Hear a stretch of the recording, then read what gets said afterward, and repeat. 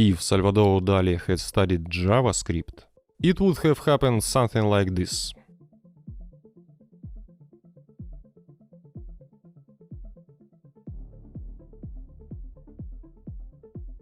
The collection of paintings has been replenished. We're left with the last method, with which we will draw the next letter or character from the source text. First, we need to prepare the data for drawing, and only then draw on the canvas. The whole method will be executed only if the left mouse button is pressed. To track the event, we created a special property at the very beginning. Now let's use an explanatory picture. Imagine a mouse cursor. We will record its position. The mouse moves, and we determine the current position of the cursor. To store the distance that the cursor has traveled, we have created the offset property. This distance can be calculated using this right triangle and the Pythagorean theorem. The length of each of the legs is calculated as the difference between the corresponding coordinates of the cursor positions.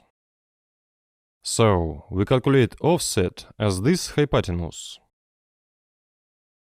Now, we need other properties to draw the next character. Namely, font size. Let's set the value as the sum of the minimum font size and the third part of the offset. Let's define the next character from our source text using square brackets and a number. Next, determine the width of the current character. The canvas measure text method returns an object containing information about the measured text. We are interested in width. We have come close to drawing. Further actions will occur only if the offset has exceeded the width of the previously displayed character. Now we need to determine at what angle to display the next character. Look at the explanatory picture. This is the angle between the hypotenuse and the horizontal line.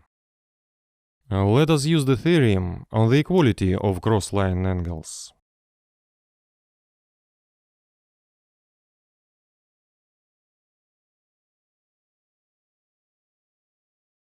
Now we use the tangent of the angle.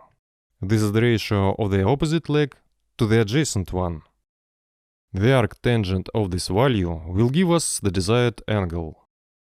JavaScript has a special method atom2, with which we will get the result we need.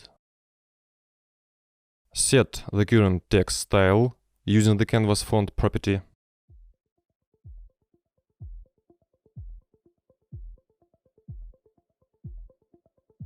Preparation done.